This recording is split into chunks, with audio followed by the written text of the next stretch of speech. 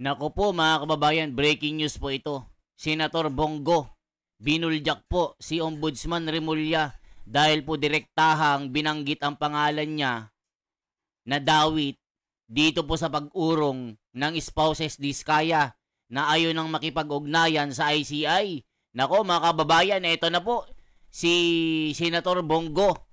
Talagang sabi niya dito, Remulla, huwag mong ipahid yung dumi sa damit kong puti para ikaw yung maging malinis. Hala ka. Parang ganito mga kababayan na, pero hindi naman niya mismo, pero parang ganito yung gustong sabihin ni Bongo kasi nga si Remulla talagang nagsasabi po ng personal opinion dito na talagang tinitira si Bongo. Hala ka, dito sa investigasyon ng anomalya ng blood control.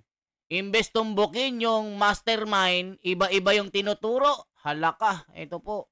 With the Filipino people in this crusade against corruption. Kasama niyo po ako rito. At hindi po tayo titigil at wag ho tayong pumayag na ilihis po ang katotohanan. Kasi pag inilihis po ang nailihis po ang katotohanan, magulo po yan. Magkakagulo po pag inilihis po ang katotohanan. Tumbukin niyo po yung dapat tumbukin. Hanapin niyo po yung dapat hanapin. Yun talagang mga totoong buhaya. Yung mastermind talaga. Bakit i-atras ngayon? With all due respect to the Ombudsman, sinusuportahan po natin lahat ng investigasyon. At isa po ang aking masasabi, I do not know the Diskayas. Hindi ko po kilala. In fact, nung hearing, nung mga nakarambuan dito sa Senado, tinanong ko sila, ang mga Diskaya. Tinanong ko sila, meron ba kayong joint venture with the CLTG? Yes. Tapos na ba? They answered yes. Napapakinabangan na ba? Yes. So, dun po, nagkaroon po ako ng interest din bilang isang senador at miyembro po ng Blue Ribbon na kung may pagkukulang, pagkakamali, kung anomalous o substandard, panagutin niyo, sinabi ko doon. Ako mismo ang willing po akong kasuhan natin yung mga dapat kasuhan, kahit kamag-anak ko.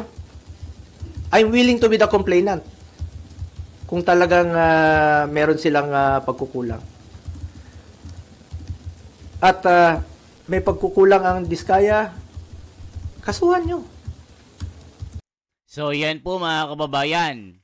So ngayon po, tignan po natin yung ano talaga yung sinabi ni Remulla dito tungkol po kay Senator Bongo. Naku po, nakakagulat po ito. Talagang direktahan na sinabi na kaya itong si spouses Diskaya ay tumanggi na makipag-ugnayan o sa ICI para makuha ang mga information na mga the most guilty dito. Aba, sinabi ni Remulla, si Bongo. Kaya ayon ng mga Diskaya ito, pinoprotektahan si Bongo. Ala ka, mga kababayan, anong klaseng ombudsman ito? Nagsasabi ng sariling opinion at nagtuturo. Dapat yung witness ang nagtuturo, hindi yung ombudsman mismo. Grabe mga kababayan, ibang klase.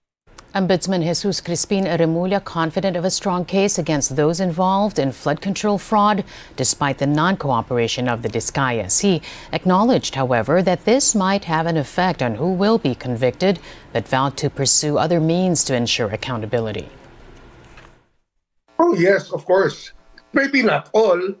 Yung mga kaso niya sa congressman, we will have other means of looking at the people. May mga hindi mako-convict dahil ayaw niya magsalita, pero sila mismo mako-convict natin yan. Kasi choice yan eh. Sino ba ang gusto mo talagang tirahin dito? Yung ganito kasing big fish talaga, kagaya ni Diskaya, nakita niyo naman ang lifestyle, siyempre, priority yan. Unless, tell all talaga, tell all from beginning to end. Yun ang ating tinitingnan. Kung sasabihin natin kung ano ang assessment ko, personally, sa nakita ko, kay Curly Discaya, hustler siya talaga, hustler. Remulla also airing his suspicions on one of the personalities that Discayas are trying to protect. Truth or dare? Truth. Nahanap mo na ba, sweetie mo? So yan mga kababayan, talagang direktahan na sinabi ni Remulla, si Bongo. Si Bongo ang isa dito. It looks like Senator Bongo is being protected for a conflict of interest. But ayaw niyang magsalita. Pero andun pa rin naman yun, hindi naman mawawala yun. Hindi naman mawawala yung conflict of interest, medyo magsalita sila o hindi. Yung CLTG Builders, yun ang isang contractor. It stands for Christopher Lawrence Tesoro Go. Yan po ay kumpanya ng kundi kapatid niya, tatay niya. O mga kababayan, kahit hindi daw hindi magsalita ito, ganun, parang ganun eh. Ba't ikaw yung nagsasalita? Kahit ba magsalita yung public, okay lang, pero ikaw na ombudsman, ikaw yung nagsasalita laban kay Bongo. Dapat dito nakikitaan ka ng justice. Hindi yung ikaw yung nagtuturo mismo. Hala ka, mga kababayan, matindi po ito si Manong Remulla. Ito naman sagot ni Bongo dito. Wala po akong pakialam. Gusto ko accountability. At I'm urging the Discayas and lahat ng witnesses. Please lang, sabihin niyo yung totoo. Huwag ko kayong pumayag na ilihis po yung katotohanan. Kawawa yung Pilipino. Kawawa yung Pilipino. Tumbukin natin ang yung katotohanan. The truth lang po. Yun naman po ang pakiusap ko sa inyo. Na tumbukin po natin ang katotohanan. Mula noon hanggang ngayon, ang pinanghahawakan ko po ang delikadesa. I observe delikadesa in my whole life.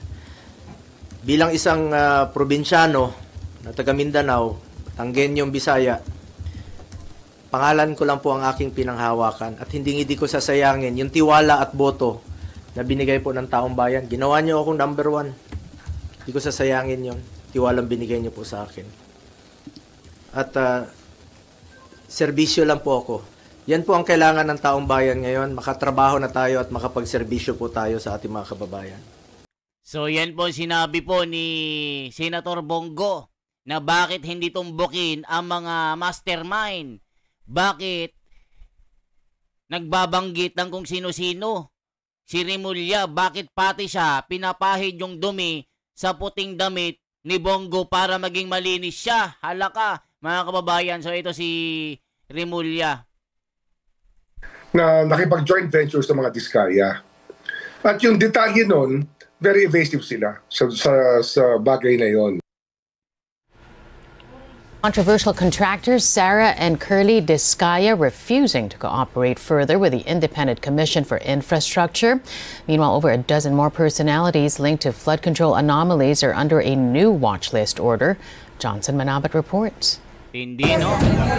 Government contractors Curly and Sarah Discaya will no longer cooperate with the investigation of the Independent Commission for Infrastructure into the flood control scandal.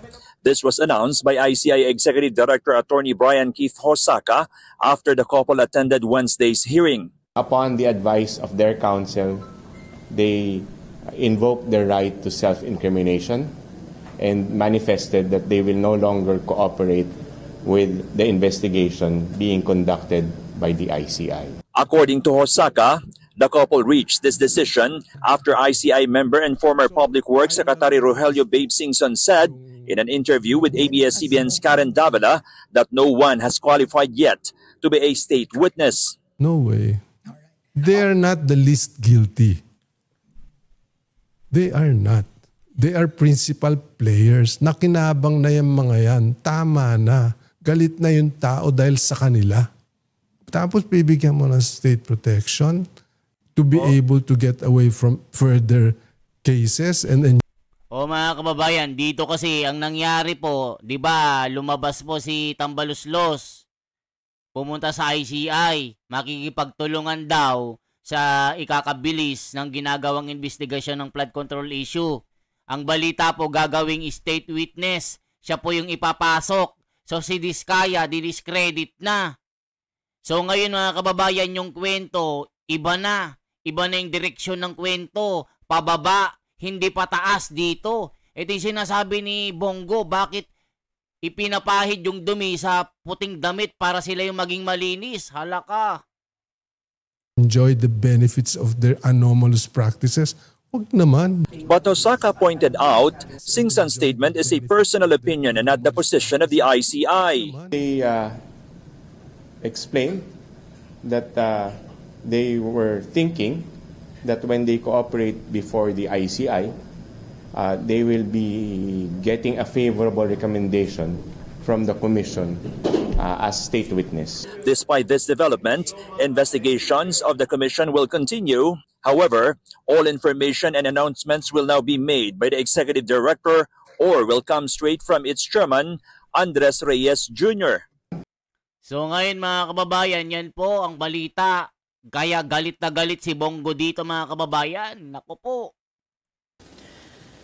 Alam nyo, marami pong nabanggit nung hearing. Ang daming mga pangalan, tinutumbok na eh. Daming mga pangalan, di ba? Dami ng mga nakikita, lumalabas sa mga pangalan. Ilan kongresista, ilang mga opisyales, tinutumbok na. Eh, sana naman, ituloy nyo na. Yun po ang gusto nating malaman. Ulitin ko, I am one with the Filipino people na alamin yung katotohanan. Tumbukin natin kung sino yung may kasalanan. Yung flood control ang issue dito. Yung ghost projects ang issue dito. Yung mga substandard projects ang issue dito. Mga anomalous projects ang issue dito. Panagutin natin ang dapat managot. Huwag tayong lumihis. Ano to? May cover up? Ano to? Para ilihis yung atensyon sa totoong may kasalanan? Totoo lamang po. I am for accountability. Dapat panagutin po ang dapat managot. Please lang, nakikiusap po ako, let's make those responsible. Let's make them accountable for all this mess. Panagutin po natin ang dapat panagutin. Balikan ko lang po yung sa Senado. Dami na pong na-mention. Dami pong na-mention about the Discayas. Umabot na nga tayo sa Ilocos Norte na merong proyekto doon. Umabot na sa NBI, may proyekto ang Discayas. Eh, yan ang maaring naging negosyo nila, makipag-joint venture, magpagamit po ng lisensya. Eh, kung may kasalanan, panagutin nyo po. Panagutin nyo. Panagutin po natin. Hindi ko po kilala ang mga Diskaya. Wala po akong kinalaman sa kanila at wala po akong pakialam sa mga Diskaya. Kasuhan nyo. Eh kung kamag-anak ko kasama dyan, nag-joint venture sila, noong 2017, umatras na nga eh. Hindi panagutin natin. I'm willing to be the complainant. Walang problema doon. Willing po ako na isa ako sa magiging complainant. Huwag nyo po ipahid sa akin ang dumi para kayo ang pumuti. Huwag naman pong ganon. Panagutin natin ang dapat managot dito. At isa po tayo ang ating layunin. Managot po ang dapat managot. Ang dami na pong nabanggit na kasama ng Diskaya, joint venture ng Diskaya. Yun ang imbestigahan. I am one with ICI. Secretary Vince ng DILG, I'm one with you. I'm one with the Ombudsman. Panagutin yan dapat panagutin. Kilala po ako ni Secretary Vince noon paano ako magtrabaho. At hindi po ako nakikialam bilang isang public servant. Noon, government employee, 2001, 1998 pa po, sa congressional office ni former President, former Congressman, former Mayor Rodrigo Duterte. Nang naging mayor siya, isa lang po ang pinakiusap ko noon. Sabi ko, pag pumasok yung kamag-anak ko sa government transaction sa City Hall, I will resign. Pag pumasok sila sa Malacanang noon, I will resign. Dahil I observed delikadesa. Pinapili ko noon. Pumasok kayo, alis ako. Yan lang po ang puhunan ko rito. Ulitin ko, delikadesa. Hindi ko po kontrolado ang negosyo ng sino mang kamag-anak ko. Ilang beses na po ako naging issue ito. 2018, bago mag-eleksyon, naging issue. Bago mag-eleksyon ng 2022, hindi naman ako tumakbo, naging issue ng 2021. Bago nag-eleksyon, 2025, kinasuhan ako ng 2024. Mapigilan mo bang may negosyo sila? May mga negosyo po, kahit sino sa atin, may mga negosyo po ang pamilya natin. Wala pa ako sa mundong ito, may negosyo na po ang pamilya ko. Ang tanong po dyan, nakialam ba ako, binigyan ko ba ng pabor ang aking kamag-anak? Hindi. Nakinabang ba ako sa negosyo nila? Hindi. Because I observe delikadesa. At hindi ko po babaguhin yang aking prinsipyo, yung delikadesa po. Kung may kasalanan sila, hindi ko naman mabigyan ng negosyo, kung anong mga negosyo pinasukan nila, uso po yung name dropping. Kahit sino nun, ilang beses ko nang sinabi rito sa hearing, pag ginamit yung pangalan namin ni former President Duterte, consider it denied. Kasi marami pong mga nag-name drop, nakakilala, magpa-picture na ganito. Walang katapusan po yan na issue. So yan mga kababayan, ang banat po ni Senator Bongo. Hala ka, talagang ito, batuhan ng dumi ito. Marami naman tayo mapapagkuhanan ng information. In fact, ang dami nang nagte-testify. And pagdudugtong-dugtong natin lahat yan para makuha natin kung ano talaga nangyari. Definitely, we will get to the bottom of this. Ang hanap mong Korean nasa Lucky. So yan mga kababayan, ang mga balita dito, bakbakan na talaga. So ang nangyayari niyan, yung pinakamaster, ayaw nilang tumbukin.